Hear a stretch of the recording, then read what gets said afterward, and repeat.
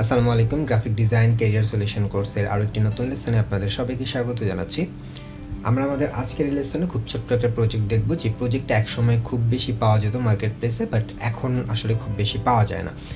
এই ইফেক্টটা হচ্ছে যে অনেক সময় দেখা যায় যে আমরা রাতের বেলা ছবি তুললে ক্যামেরার লেন্সের কারণে বা কালো আলোর রিফ্লেকশনের কারণে চোখের মধ্যে একটা লাল আলো পড়ে বা এ ধরনের রেড আই ইফেক্ট চলে আসে।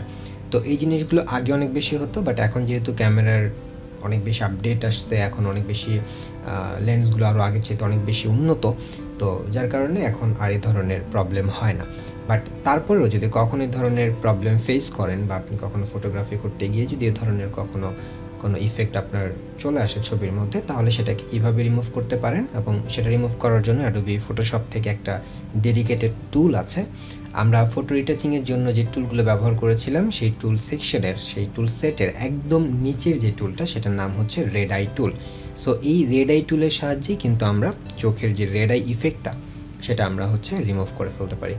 তো আমরা যে কোনো সময় ফটো এডিট করতে গেলে অবশ্যই আমাদেরকে নন ডিস্ট্রাকটিভ মেথড অনুযায়ী আমাদের এই ছবির একটা কপি নিতে হবে। সো কন্ট্রোল জে দিয়ে আমরা একটা কপি নিয়ে নিলাম, অ্যান্ড দেন আমরা এখান থেকে রেড আই টুলটা সিলেক্ট করব, এবং আমাদের মাউসের কার্সারের মধ্যে একটা চোখের আইকন কিন্তু শো করবে এখানে।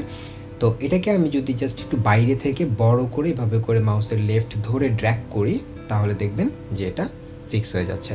বাট অনেকে যে ভুলটা করবে সেটা হচ্ছে খুব ছোটো ছোটো করে নেওয়ার চেষ্টা করবে, বা যতটুকু জায়গায় এই রেড ইফেক্টটা আছে ততটুকু জায়গায় নেওয়ার চেষ্টা করবে। বাট না, যখন আমরা রেড আই ইফেক্ট নিয়ে কাজ করব তখন আমাদেরকে একটু বড় করে নিতে হবে, তাহলে এটা একবারেই চলে যাবে। ছোট করে কাজ করতে গেলে কিন্তু কাজটা প্রপারলি হবে না আর কি।